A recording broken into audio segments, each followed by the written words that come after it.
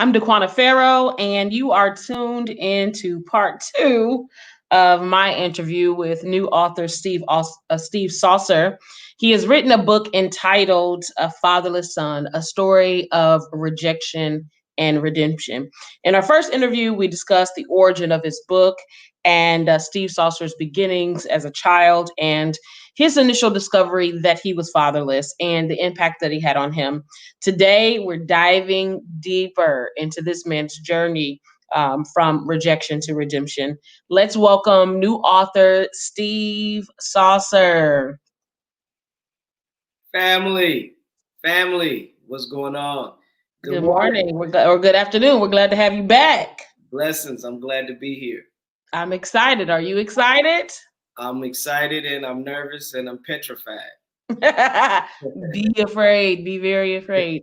So last time we tackled some major themes and topics in our last interview. I don't want to rehash a lot of what we discussed last time, but I definitely want to make sure that we give the audience. And if you haven't seen part one, you need to go back.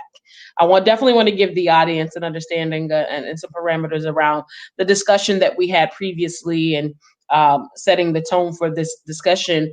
And so you made it very clear through your introduction of your book and through our initial conversation that you were fatherless to the extent that you had never met, never seen, um, to your knowledge, never come across paths with your father, your biological father. And so I want people to understand because fatherlessness occurs in different forms for different reasons. My personal story is that of my father died when I was 4. Yours is a little different. You never met, never seen, never encountered. Um, and we did talk through some of the circumstances of that. And if you don't know the details, I'm not going to give you the details. You need to go grab the book, number one, and you need to go watch the interview. Okay. So today I want to dive a little deeper into the conversation, and I want to make sure that we give you ample opportunity to explain, because I think as I read the book and I read the book in its entirety, things get a little bit more complex. There's grandma. Hey, grandma. Great. Um, so things get a little bit more complex as you become more complex as a person. And so I want to dive into some of those things. I want to read a passage. I'm just going to dive in. Do you have anything you want to say preliminarily? Because Let me give some thanks and acknowledgement to my wife for always being the sturdy pillar in my life that she has been. I want to give some acknowledgement and thanks to the Steve Saucer Publishing book team, Sister Destiny, Audrey, Carson, and Sister Gwen. They have been and continue to be so amazing, such meaningful support. And to Restoration Church, I love all of y'all. And let's get ready for the year of the Re. all right. Thank you for that. And you're welcome because I'm glad to be here to You are interview. Restoration Church. So. I'm No, let me not include you in Restoration Church. I'm operating under a different I want auspices to say today. thank you to Daquana Farrow. I'm gonna take the number away and everything. Daquana Farrow Boom. for being There you a go. great interviewer and a great host, and someone who is always trying to pull tears out of my eyes with these questions and digging in my business. So All thank right. You put it out there. I'm just asking. All you. right. Let's dive in. Thank you for that. Thank you for that. Let's dive in. So I want to talk about a chapter where you talk about I became a self-starter. So this is the passage I want to read, and I'm going to ask you some questions behind it. My dreams became my constant motivation. My dreams were aggressive taskmasters that would not let me rest. My dreams and my lack of material possessions working together provided me with the building blocks I needed to become a self starter. I developed a reputation amongst my peers for being a doer. I was willing to be a habitual risk taker. Want to talk about that, especially because I'm not. I think what we're talking here, if you can set the tone in terms of your age, when you think about when you had this thought process around what age you were, and then I want you to talk about what your dreams were at that point. Well, honestly, that began to be my reality maybe around where it was really cemented in me. I was about 10 years old. I can remember at 10 years old, I was this completely optimistic person in spite of, the challenges that were presented. Um, I just had an idea that for some reason I was special and that I was going to do something. And I didn't even always know what the something was, but I knew I was going to do something. It started, like I said, when it was cemented in me about 10 years old. Um, and one of the first things that I developed as a behavior as a result of this mentality was I started cutting hair. And I started cutting hair at 10 years old. The reason that I started cutting hair kind of blends over into one of the other principles I talk about in the book, that I wanted to prove everybody wrong. I can remember I was in a friend of mine's basement. It was time for a haircut, and I've always been good with art, and that was the time when we had drawings in our heads and all kind of parts and stuff like that. And I was watching somebody do it, and I said to myself, but I said it out loud. I said, "Man, I can do that." And he looked at me without mincing, no hesitation, said, "Nah, you can't do this. It ain't as easy as it looked." And if anybody knows me, the one thing you better not tell me is what I can't do. Because, and even at that time, whether it be good or whether it be bad, whatever you tell me I can't do, that's what I'm about to do. And so I told him, I said, just as quick as he said that to me, I said to him, well, when it's my turn, give me the clippers. And that was the first time that I ever cut my head. And it wasn't an amazing Darcel $1 Million Hands, but it was a solid haircut.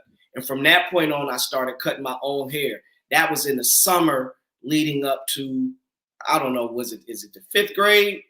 That was in the summer leading up to maybe like the 5th grade or the 6th grade, whichever grade I was in at that time. And by the time the school year was started, it had spread throughout the whole neighborhood that I was cutting hair and I was a solid barber. So I was cutting grown men in my basement. I had turned my basement at 10 years old into a full-fledged barbershop. I had a bar stool down there. I had a whole setup. I was 10 years old. And I think that was the beginning of my entrepreneurial efforts. And there it is. Alves Clay said I was there. That's right. And it just pushed me. It just pushed me to establish something that I could depend on that was not gonna let me down.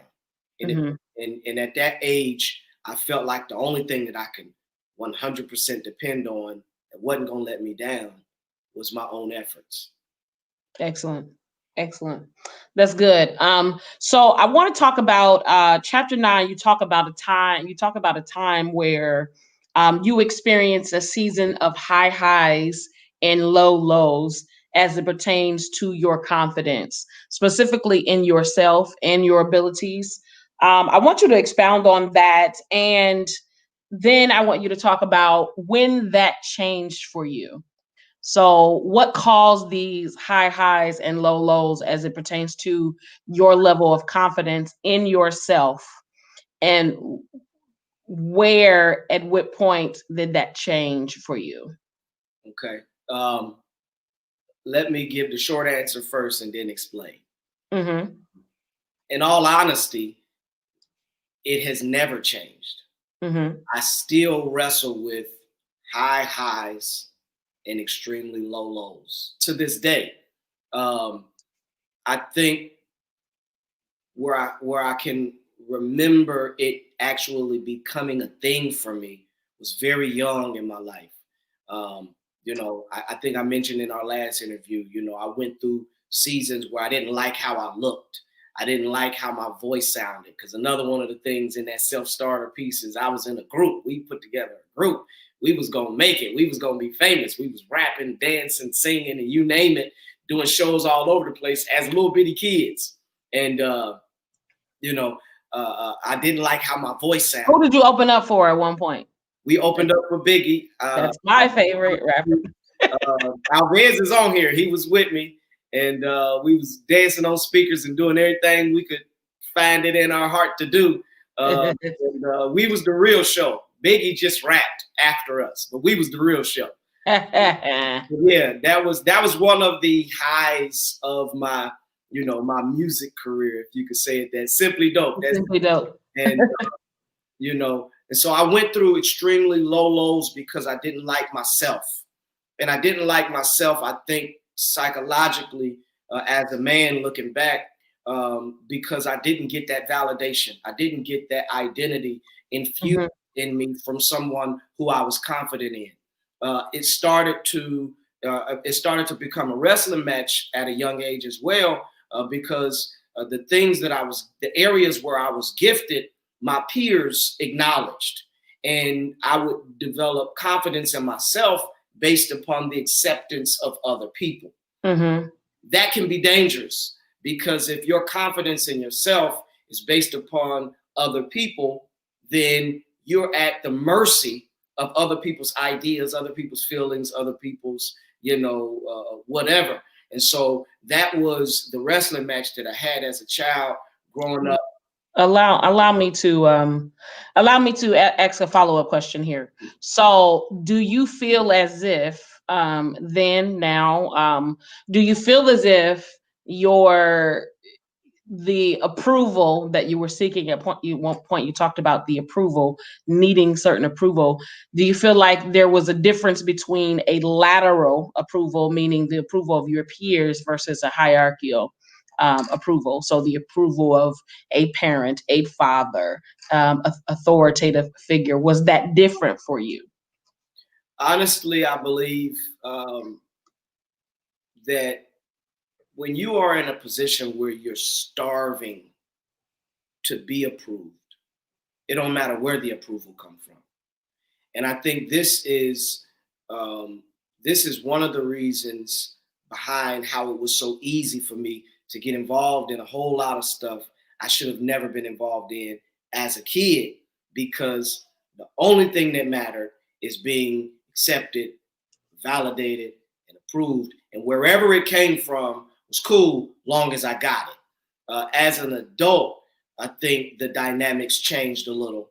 I do honestly believe that we all inherently want to be accepted by all of those dynamics, those that are above us, those that are among us, and those that serve under us. I do believe that there is a natural desire to be accepted by everybody. I think it's unnatural though, and that's what I wrestle with, an unnatural desire to go after it, and when you don't get it, you internalize it and make it a problem for you. If people don't accept you, that's their problem. But oftentimes I would wrestle with it becoming my problem. For people, as a pastor, I've said you cannot internalize the actions of other people. You cannot internalize the feelings and the thoughts and behaviors of other people. And I've said that because I've lived it. And I've also said it because, to be honest, I struggle with it myself at times. That's one of the remnants that comes from my upbringing and my experience. Okay. So this idea of that confidence in self is still something that is a constant challenge, battle for you. Right. Yeah, but it's evolved. It's evolved. If I can be a pastor for a moment, there is a natural side of me that is never going to be content. The flesh is never going to be satisfied. And when the flesh is in charge, in control, in the leading position, then you're going to wrestle with those bouts of depression and wrestle with those bouts of discouragement and all of that. But it's evolved because as I've learned to lean on the Lord, as I've learned to lean on the things of God and see life from a different lens, it doesn't impact me or affect me the way that it once did, or as long as it once did. I can get over it and I can conquer it much easier and quicker than I used to. And I developed that confidence in self. And this might sound strange, because I learned how to have confidence in God. And I realized that the gifts and the talents and the things that make me special, they came from God. Mm-hmm. When I'm leaning on God, I'm basically saying, whatever it is God want me to do, whatever position he put me in, whether it be in front of a TV screen, whether it be behind the radio, whether it be behind the pulpit, whether it be behind the pen writing a book, I trust that it's going to succeed because I trust God. And whatever he put in me, he put it in me so that it can work. And so that's the evolution that I went through. Okay, that's good. Thank you for that. So as I begin to read the book, it is clear to me that the absence of your biological father began to form a need for you to cling then to father figures, people that were in some ways substitutes for the natural father that you were missing. So you reach a point in your adulthood where you've given your life to Christ, you are in the church, you accept your call to ministry. Of course, a lot of life has happened between the point at which you explain, I'm a 10-year-old and I'm a dreamer and I have these aspirations, to the point where you are a grown man. You're in Christ now. You've accepted the call to ministry, the preaching and teaching ministry at that point, as you know it. And then you find yourself still in search of identity. So you attempted to emulate your spiritual father or your pastor at that point. Talk about this. And I want you to talk about this from the standpoint of why it was beneficial for you, and then also why it was harmful for you. And as you're speaking about it, I want you to speak of it in terms of the lessons to be learned for the audience tuning in. Okay. So does that make sense? Definitely. So at every stage, I had that mentality. So it wasn't new once I became a man and in ministry with a spiritual father. It was just a pattern of mine. When I was young and I was involved in BBI, Black Brothers Involvement with Shaq, and that movement, I gravitated to it. And I attempted to make it my identity when I was in the Marine Corps, and then as a preacher and in ministry, I was always looking for my identity. I was always looking for, who am I really supposed to be? And I was always looking for that in somebody else. Mm-hmm. And so it set me up to experience the relationship of a father and son in the spirit realm, sometimes in an unhealthy way. And so I became a clone. I attempted to become a clone of my spiritual father. I didn't just get a pastor, I embraced him as a father. And so I studied him, studied everything about him.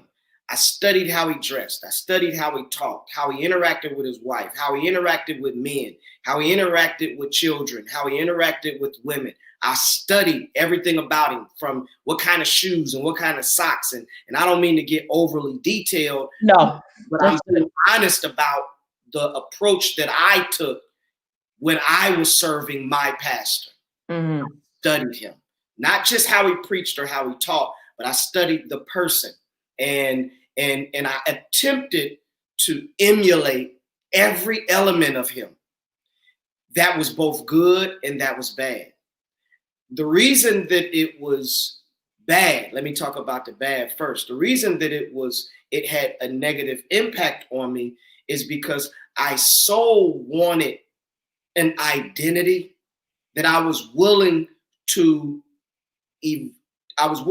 assimilate to somebody else's identity. And And God didn't create me to be nobody else. He put me in relationship with other people so that I can glean the good from them and add to what he wanted me to be as an individual. And because I had an unhealthy perspective about father-son relationship, I didn't understand that. So when I was emulating him, I didn't have the ability or the willingness. Let me say that. I didn't have the willingness to look for the bone in the meat. Some people say it this way, eat the meat and throw away the bone. Eat what's for you and throw away what's not for you. Well, I was eating everything. I was eating the bone and the gristle, and man, listen, I eat the napkin if it was in front of me. I wanted it all. And so I had some negative results because I wasn't deciphering between what was just him, because there were certain things about him that was just him that I was not supposed to emulate, not necessarily in a bad way or in a sinful way, but that was just him. And I was not called to be him. I was called to learn from him. That's the negative side of it, that I didn't really develop my own identity. I was wrestling, trying to assimilate to be him, and I could never be him. And so that again fed that discouragement and fed that depression, because I was destined to fail. No matter how hard you try, you can't be nobody else. And that's the lesson that I had to learn. But the good, the positive side of it is, I learned a lot of what it means to be a man from studying a man. Because prior to that relationship, every relationship that I had been in with older men was a resentful relationship. So I was never postured to learn anything from them. I was in their presence outside of Shaq when I was a child. I was in their presence, but I wasn't gleaning from them. It was like I was competing with them. I was trying to prove to them I'm a man too. And truthfully, I was really just a boy.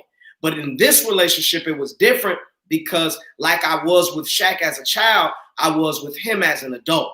So I saw the responsibility that he took as it relates to providing for his family and as it relates to caring for the people around him. I saw the discipline. I saw the necessary commitment that's required to be successful. I learned all of those things. And so my relationship with my spiritual father, my former pastor, it didn't end like I believed that it would, but it wasn't all bad. Okay. A lot of who I am today is the result of what I learned from him. Right. And so you talked about how you postured yourself in the same way you did with Shaq when you were a child. And can we pause to say who Shaq is, because everybody may not know who Shaq is. So right. Can you give us his first and his last name, who he is, what he's doing? Marlon Shackelford, the founder of BBI and BSI, Black Brothers Involvement, Black Sisters Involvement. It was a group that was established to, number one, teach and empower us with self-worth, self-awareness, helping us to understand our history started long before the transatlantic slave trade, and kind of filling in those gaps and empowering us with the knowledge and information about ourselves. And we would travel and do skits, and we would do plays. We would incorporate it into music. We were on TV. We done all kinds of things. But Marlon Shackelford is the founder of that, and he is a community activist. He is a nationally acclaimed. He's a winner, and he's a servant. He's the kind of person that loves on people, even when people can't necessarily love on him back. Fantastic. Thanks for shouting him out.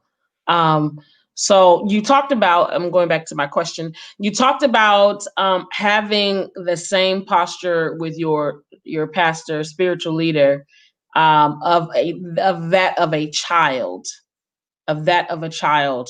Do you think that had any impact on the effectiveness of that relationship Was that a good thing? Was that a bad thing? You spoke of it as children are often sponges. Did you also did you do you feel like in retrospect, because while you're in it, you don't necessarily see it the same way when you're out of it? Do you feel like having that childlike demeanor was any way detrimental to you and your mental and emotional well-being at some point? Because you described, I'm a grown up, I'm a man. However, I reverted back to this state in order to.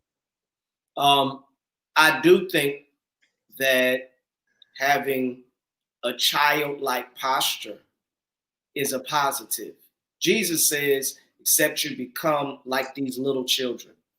He's literally, or you can't see the kingdom of heaven. He's literally referring to the makeup of a child. A child is impressionable. A child is a sponge. They are coachable, willing to learn. They understand that somebody else is the guide, and they're willing to follow unquestioned. I believe that that is a positive, and that everybody should have that posture as it relates to whomever it is that has been assigned to lead them. However, it wasn't that I was like a child.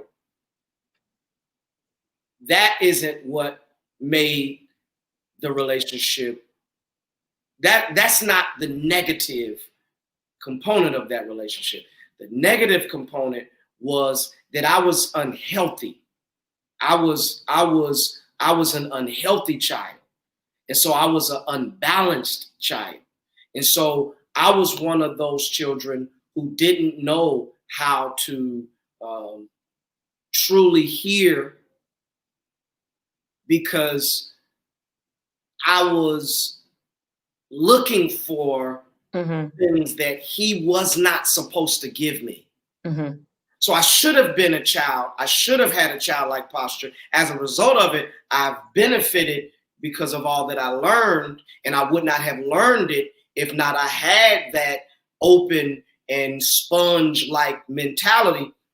But my childhood, my actual childhood, didn't develop certain components of my psychology.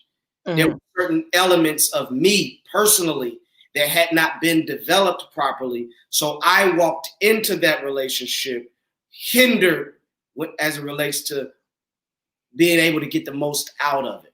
And that's the job to see. Yes, obviously the child can't see it. That's good.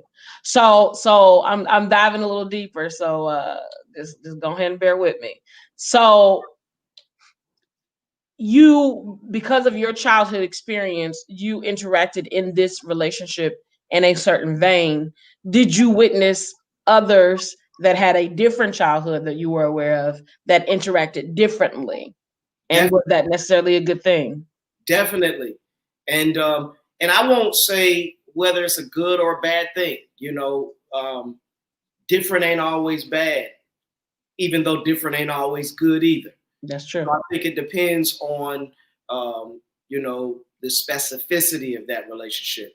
But I definitely saw different people have a different posture toward him and toward that relationship based upon their own upbringing.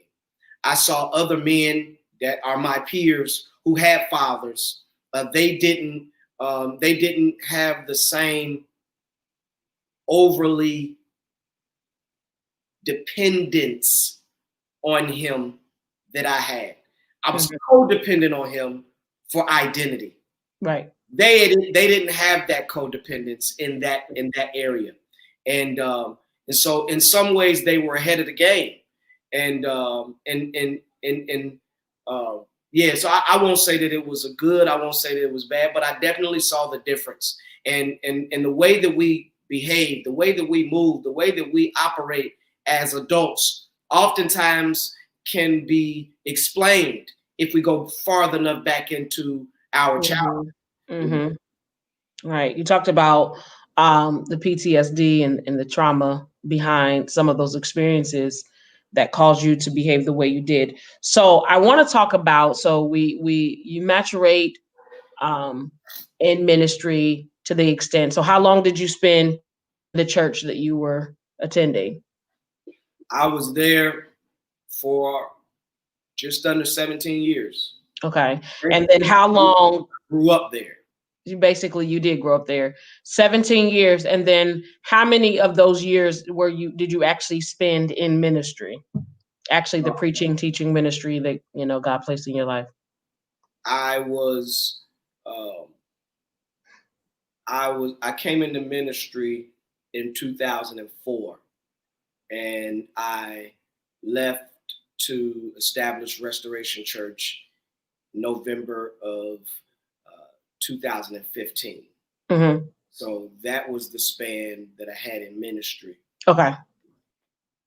So then you discuss in the book how God gave you the vision for your personal ministry and the church plant that you currently pastor, and the anxiety that came with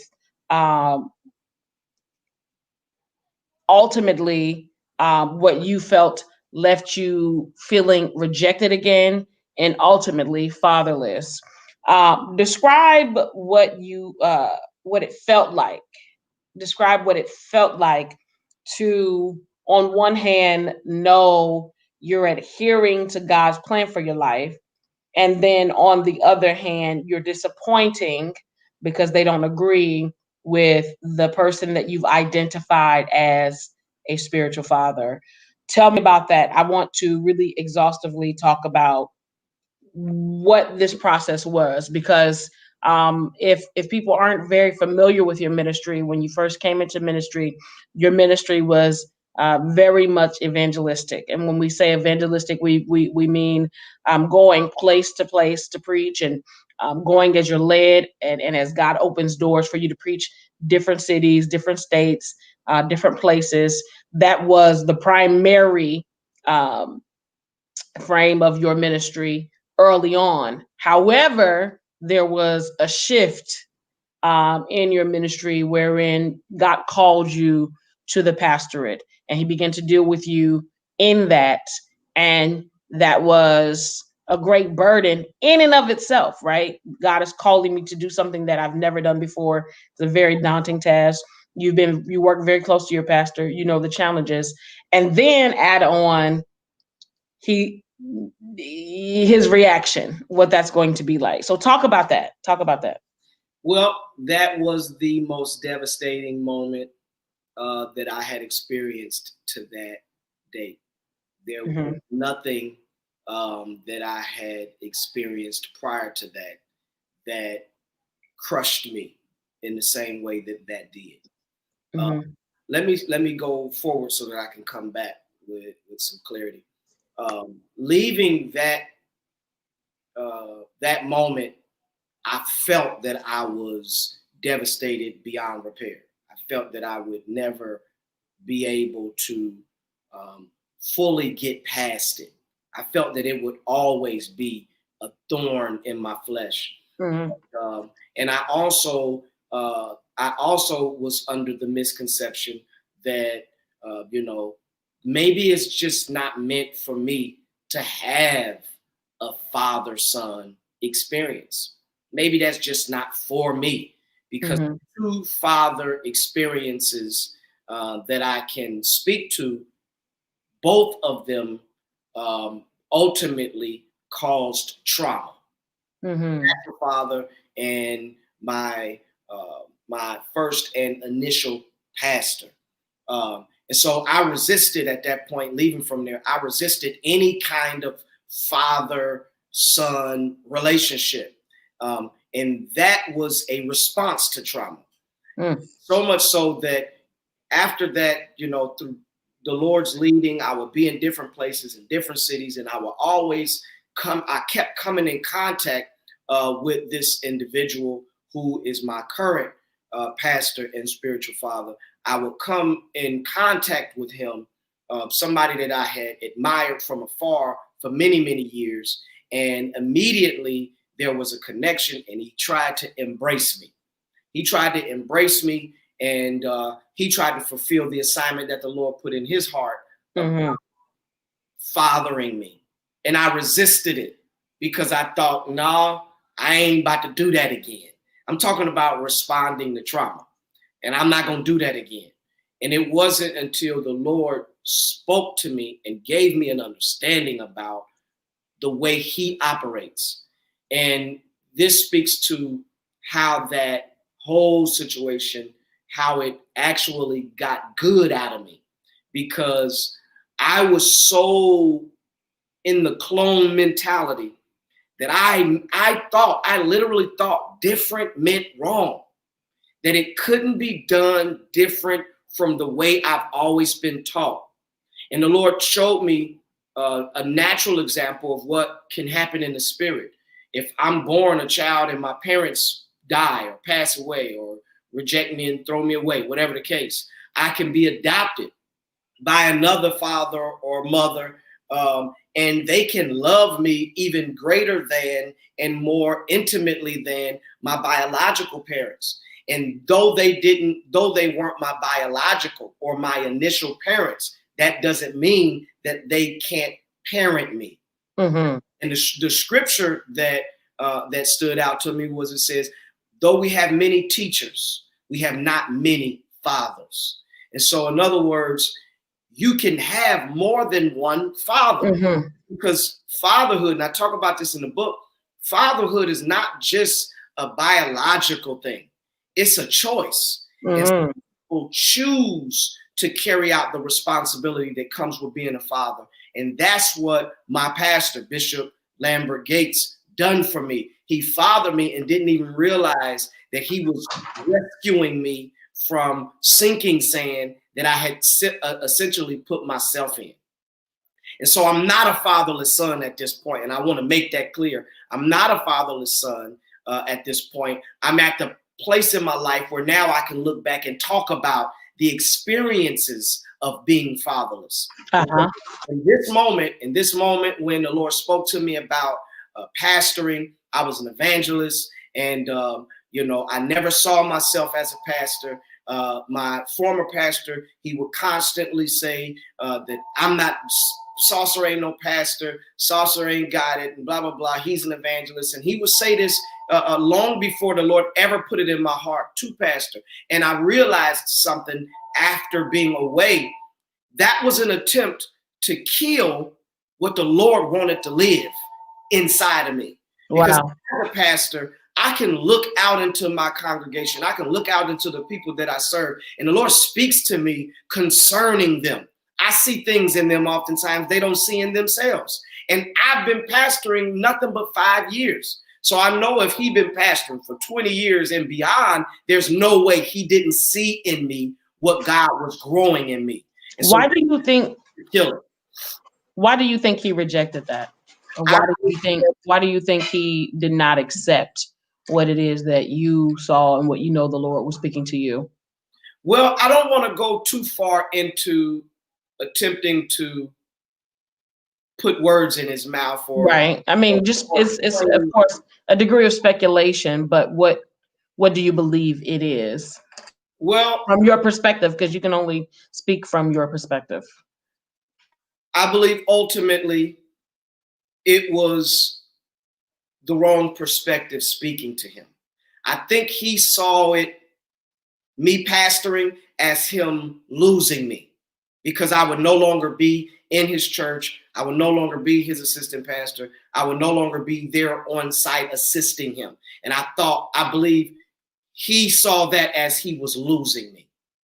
Whereas a proper perspective, or a more healthy perspective, would have been that I'm just graduating to now be mm-hmm. what you've trained me to be for all these years. Absolutely. So I won't help on site, but I'll be helped in a different way. Because mm-hmm. son won't always remain in your house, but right. that doesn't mean your son leaves you. Right. Okay? And so without trying to speculate too far into what he might have been thinking or what he might have felt, mm-hmm. I believe that perspective alone was possibly speaking to him and causing him to resist this new assignment. Okay. But when the assignment was spoke to me, the Lord spoke to me about, the name of the church. Anybody that knows me, they know I'm a lover of people. And one of the things that makes me unique is I believe the Lord spoke to me a long time ago and told me that I was born for the benefit of others. So I like to consider myself a servant of servants. I like to consider myself a lover of people. And the Lord spoke to me and said, you have a unique ministry of restoration, and that's going to be the name of your church. So I knew the name of my church. That caused anxiety because never before had anybody ever left that church and not kept the same name.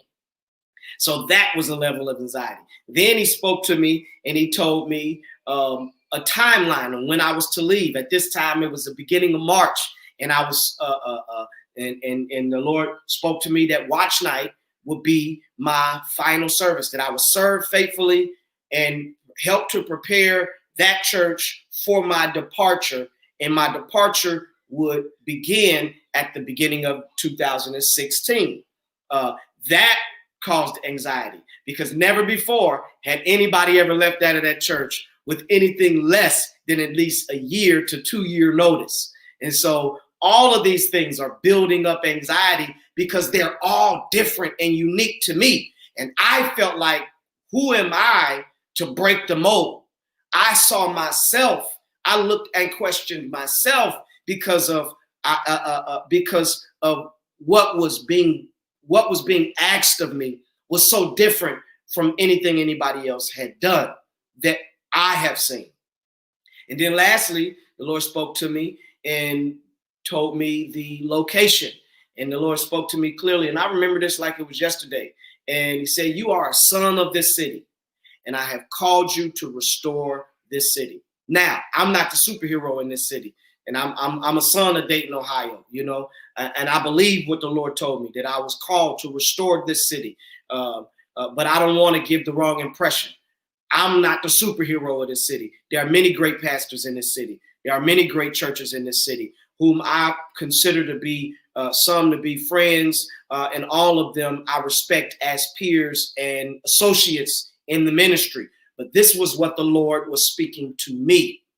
And when I went and I had to talk to my pastor about it, the thing that caused me the most anxiety above all, and I don't want nobody to miss this part, the thing that caused me the most anxiety was not whether or not I would fail as a pastor, whether or not I would be able to do this, do that, or the other. The thing that caused me the most anxiety is I knew that he would not approve.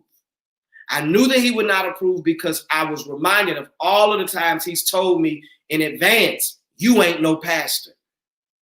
I knew he would not approve because everything that I was getting ready to tell him, the Lord spoke to me, was different and had not been done before.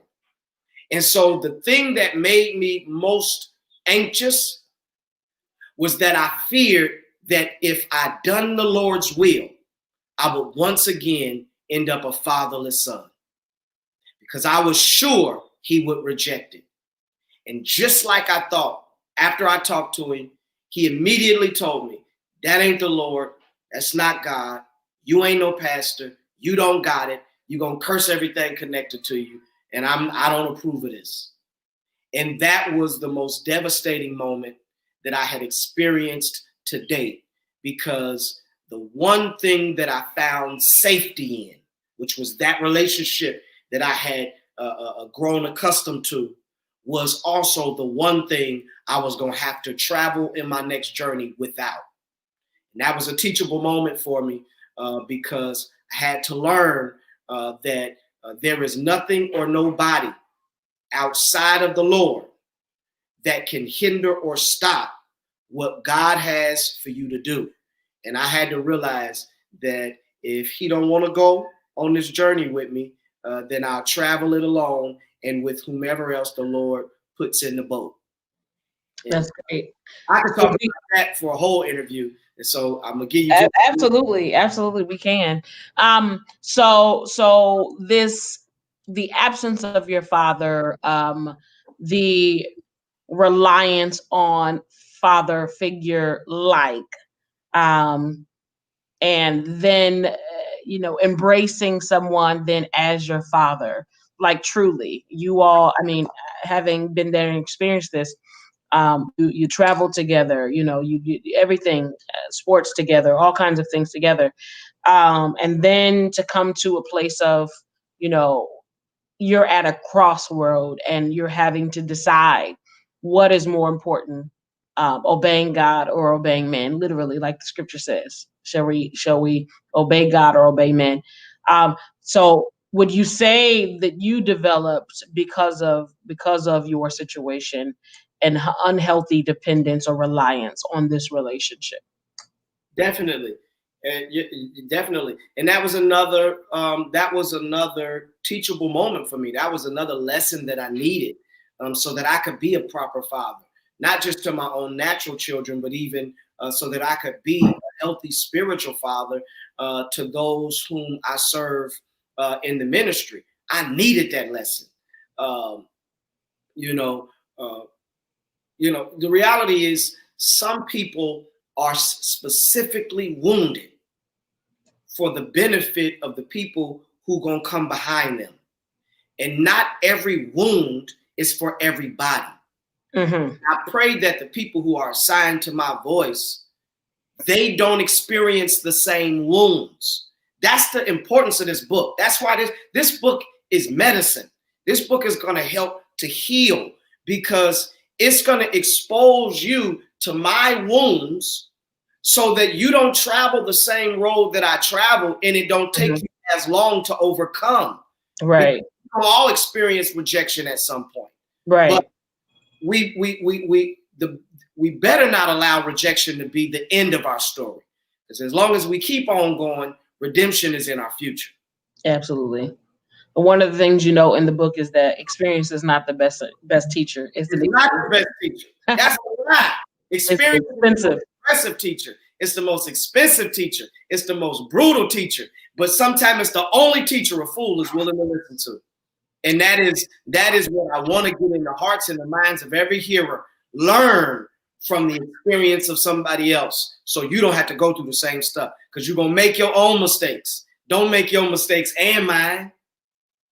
That's good. So now that you are in the position of being pastor, and you indicated that a lot of what you experienced was for the people that you are pastoring and will pastor, how do you then ensure that you establish healthy boundaries, that people don't develop a reliance on you, that you are God, that you are it? You know what I mean? You are definitely a representative of God. However, I think it is responsibility of both pastor and parishioner to understand where those boundaries lie. So how do you, having experienced that, how do you operate in a way to avoid that?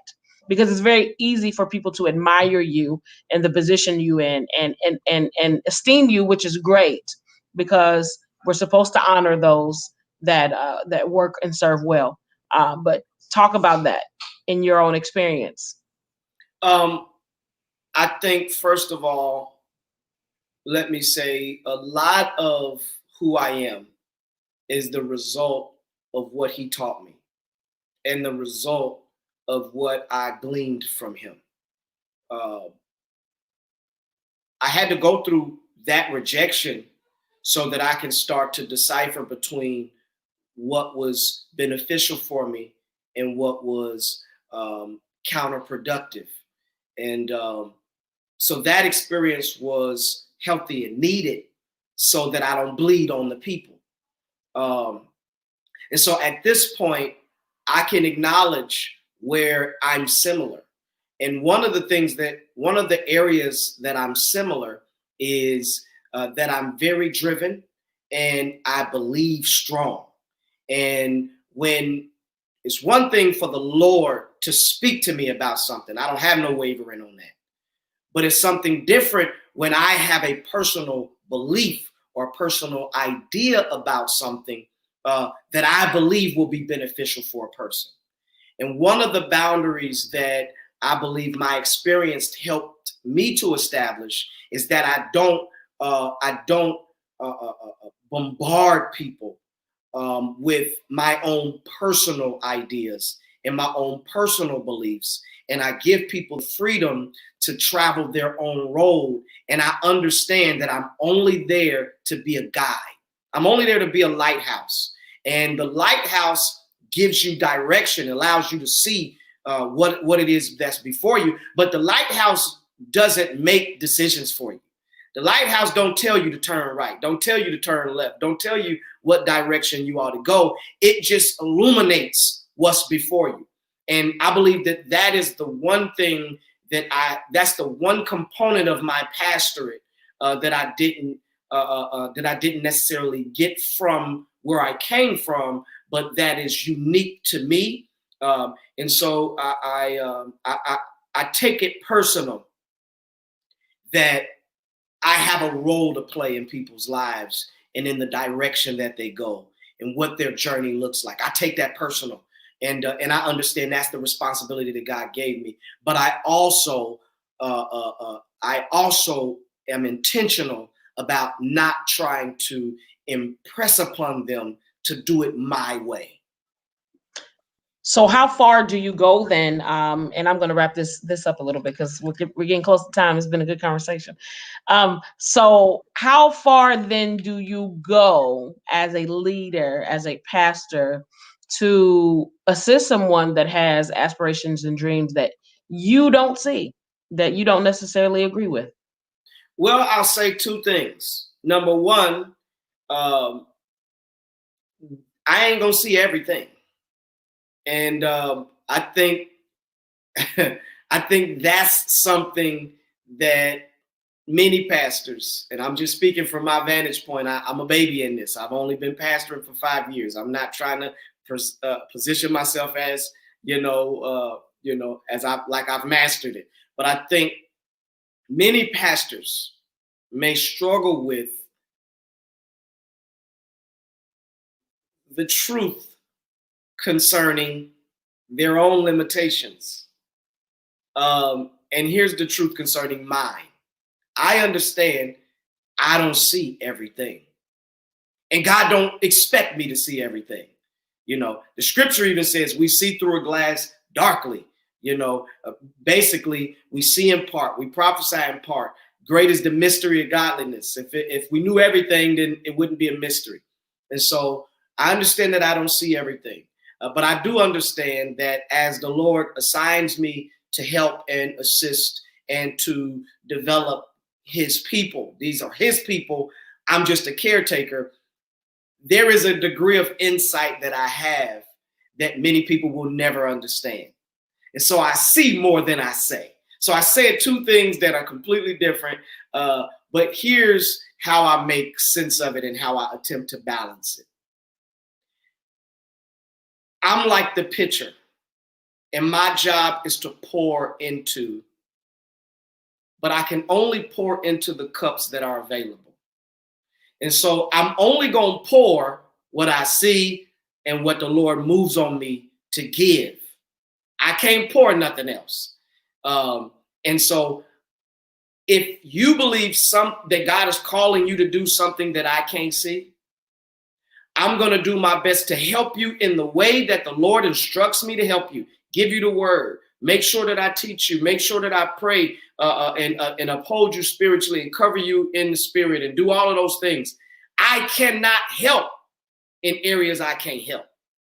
So I'll be supportive of you, but I will not act like as though I can help you in areas that the Lord hasn't assigned. So if, for an example, if a person wants to go out and pastor and I don't see it, I'm not going to tell you you can't pastor. If that's what the Lord is telling you, maybe I'll see it later. Maybe I don't see it because it ain't there. So what I'll give them the opportunity to do is do what you feel led to do.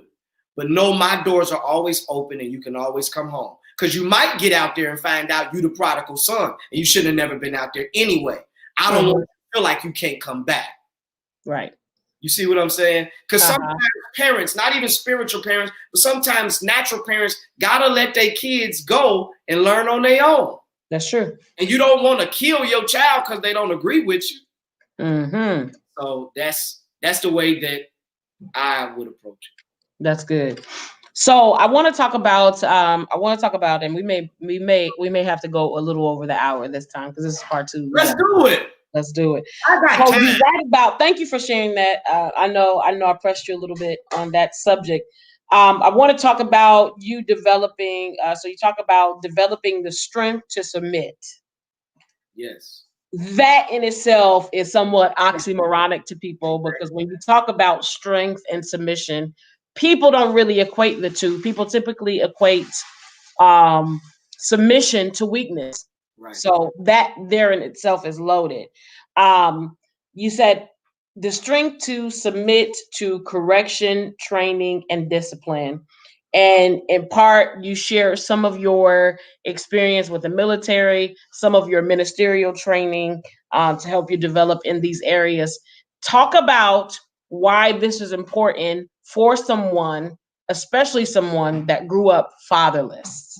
Yeah. So the strength to submit, my God, that was a major one. Let me give a story to explain how this happened in my mind. I was in boot camp, and there was a particular, I remember I was in boot camp. As soon as I got dropped off, you jump off the bus and they put you in a room with everybody. You don't see your drill instructors until the next day. They intentionally do this to see how we would interact and to get an idea of who the leaders are.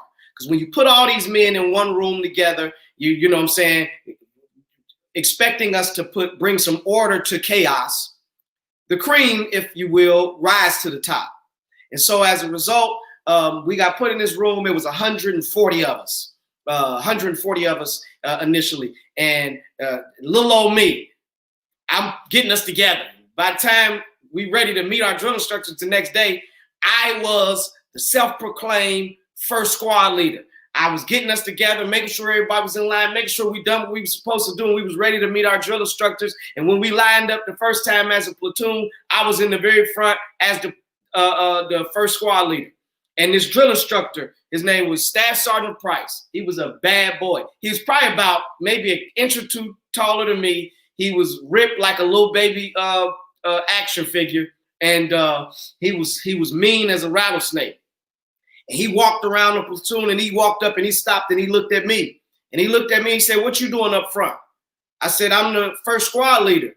He said, "Not in my platoon, you ain't." He said, "You ain't no squad leader. You ain't no leader." He said, "Get to the back of the line. Matter of fact, you grab the water buckets." He made me grab the water buckets, and that was my introduction to my platoon and my drill instructor. As our boot camp went on, he would purposely bother me and mess with me. We would do the boxing training. He would, "You bad, you supposed to be tough." He would say, "Get in there." He would put me in there with the biggest guy. He would always challenge me in ways that was causing me to not like this man. I don't like him. He bothered me for nothing. And I remember there's something called the quarterdeck. The very front, I'm trying to do this quickly, the very front of the platoon, where you do all they kill you. You do all the exercises and all that kind of stuff. They kill you to the point you won't even be able to do another push-up. You literally don't have the strength to push your body off the ground. That's how bad they kill you anytime you do anything wrong. So what he did was, one day he stood up, he said, "Listen," he pulled me out the line. He said, "Anytime anybody do something wrong," he said, "I want you to go to the quarterdeck and take their punishment." Now you can imagine how pissed I was. Can I use that word? This is regular TV. This is regular TV. Imagine how pissed I was, because I was doing what I was supposed to do. I was solid. I had my stuff together. Why are you punishing me? And he punished me, and he punished me, and he punished me every time somebody does something wrong. And so what happened was, I started to pay attention to other people. So when other people weren't in line, I started to make it my business and my responsibility to make sure they were in line, make sure they were what they're supposed to do, making sure everything was solid with them and not only worrying about myself. All right. And ultimately, I graduated, and I graduated first squad leader. I matriculated to that squad leader position. And after boot camp was over and I'm a Marine, and I got to talk to him, and I said, "Man, I thought you hated me, the way you would punish me and the way you would deal with me." He said, "It was something that I saw in you that you didn't see in yourself." And he said, "It was my job to develop that." And so he said, "You were solid as an individual soldier." He said, "But I needed to make you a leader, because leaders understand it's not about you always being right and you always being together. Leaders take responsibility for everybody and consider themselves last." That was what I learned in the Marine Corps that matriculated over into my natural life and my spiritual life. Can you say that question one more time? Because I can start talking about that. That's a No, I just wanted you to. I wanted you to talk about that the importance of the principle of submitting. Yeah. So I had to. Strength. I'm sorry. Forgive me. I had to learn that a leader is responsible for. A leader makes others more important than themselves. There you go. I had to submit to what he was expecting of me, or else I would not have learned the lesson. The Bible says, Peter, he says it like this. He says that humble yourself under the mighty hand of God. He will exalt you in due time. So the truth is, the way up with God is actually down. We have a lot of people fighting to be on top and fighting to be recognized, but not a lot of people fighting to be down, to go down. Right. And so the strength to submit was realized in me as a fatherless son when I understood that as talented as I am, as much as, these things are positive about me, at this point I realized that I am talented, I am gifted and special. At this point now, I know, though, that there is more for me, but I can't get it for myself. So because I so wanted to be an honorable son, I was willing to submit to treatment that many people would have thought was unreasonable or unnecessary. And the Marine Corps helped me in that process. So I was tough, thick-skinned.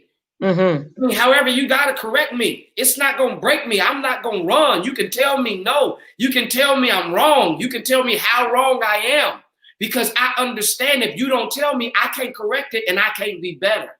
Right. So I learned the power of submission through my desire to be my best. Sometimes people allow good to be good enough, so they never make it to great. When they good, they're not willing to listen to nobody. They're not willing to adhere to nothing anybody else says to them. But when you fatherless, when you've had nothing and you want something and you understand that that something is going to require more out of you, you be willing to listen to the voice of your elders. And that was the key to my success, was I was willing and still willing. My pastor to this day, he can tell me I'm wrong. He can shut me down. It ain't nothing that's going to make me, I ain't going to get mad and angry and leave. And I don't want to be a part of this. No, I'm not going to do that, because that is a part of my development. I wish I could. No, you're good. You captured it. So I want to talk about your, so also a part of your journey into, adulthood and ministry. You marry, you have children along the way. How did the absence of your father shape your fatherhood? You have 3 girls. Most recently, you have a son. And how did not having a father help or shape your fatherhood? That's a good question. And in the book, this is not a sad story. In the book, I talk about the impact that fatherlessness had on me as a natural man, as a spiritual man, both negatively and positively. And one of the positive ways that fatherlessness impacted me is, I say it all the time, down through the years I've said it, and I'll probably say it forever. The one lesson my natural father taught me is not to be nothing like him. That's the most valuable lesson that he has taught me in his absence. And as a result of that, because of my fatherless upbringing, I think I'm overly intentional about being engaged and involved in the lives of my own children, because I don't want them to feel that same absence that I've felt. And even down through the years, and I can be transparent, I ain't no perfect person. Even down through the years, I have had, relationships with women, and, I would have never wanted to recreate the same situation that I was, or that I had to live through. And so as a result of that, it always made me conscious about the stuff I would or would not do, and how I would operate, and it affects every area of your life. I'm talking about your natural life and your spiritual life. And I'm the first to admit that I have had some challenges to overcome. I've had some obstacles to overcome. The response to my fatherless trauma put me in. So your children, what lessons have they taught you as a father? Faith. They taught me faith. And let me say it this way. My kids, they'll say, Daddy, we hungry. Can you bring home some food? Not one time have they ever said, Daddy, do you got the money to buy food? Never, not once. Have they ever said, Daddy, are you going to come home and feed us? Not one time have they ever questioned when the food was in front of them. Is this food healthy? Have you poisoned it? They say, Daddy, I want food. And they believe Daddy going to give them food. And when they get the food Daddy gave them, they believe it's going to be good for them. Without question, without wavering, they have enough faith instilled in them without ever being taught that Daddy is going to make it happen. This is the childlike faith Jesus wants us to have toward him. We don't have that oftentimes when it comes to God, because we want God to provide, and we say, Lord, how you going to do this? Or I don't know how this is going to happen. Or he ain't asked you to know how it was going to happen. Just trust in the will. So the first lesson that my kids have taught me is they've taught me what real faith looked like. That's good. And then I want to talk about how all of these experiences, and we're going to wrap up here. This is the final. How all of these experiences, having never met your father, going through childhood and discovering what it is that is special about you, and the things that make you unique, and the talents and the gifts that God has given you, into adulthood and marriage and fatherhood and ministry, and pastoring. All of these experiences have really redirected your desire and your need for that natural fulfillment, and that void that was there, to a reliance on God, your heavenly Father. Talk about that and why that's so important. And we're going to hang our hats here, and then we'll do some wrap up. Okay. Yes, it's the most important lesson I've learned to date in my life, was that in spite of the circumstances that this life presents us with, the most important source to lean on is the Lord himself. Every other source changes. Every other source is limited. But the Lord is the one constant.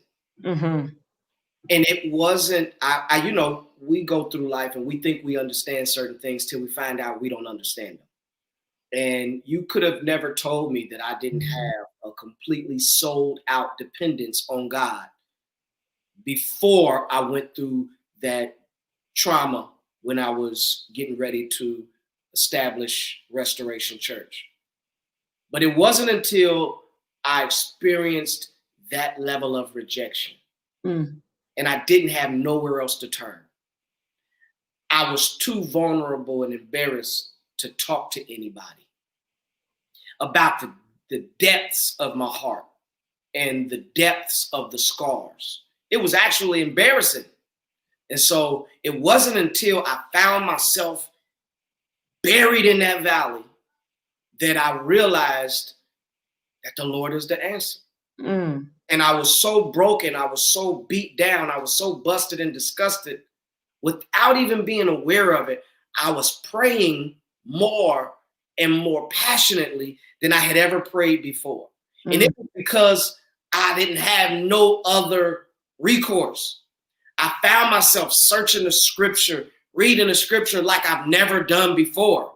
And it was because I was looking for answers. I found myself believing God like I had never believed him before. I couldn't lean on a gift, on a talent, on my own person, because at this point I was broken.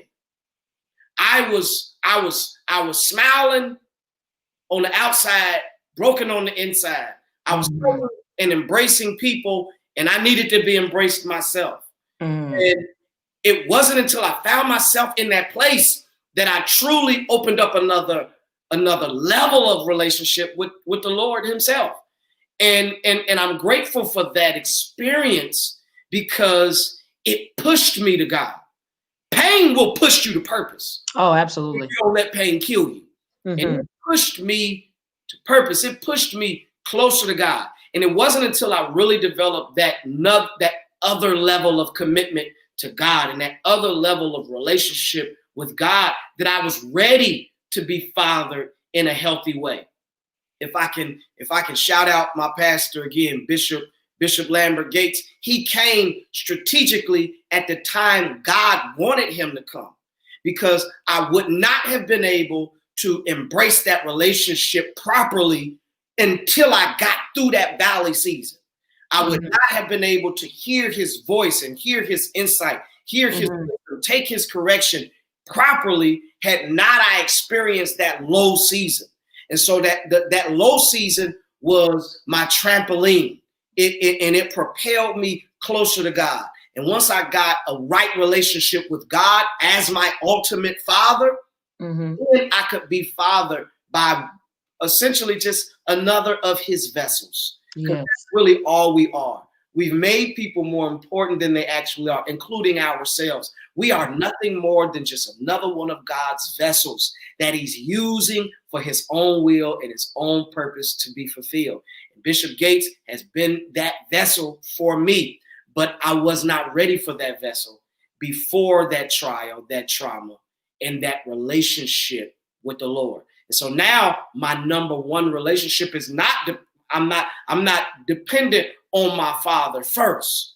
My spiritual father, Bishop Gates first. I'm not dependent on that relationship first. I have a healthy balance of what role he plays in my life.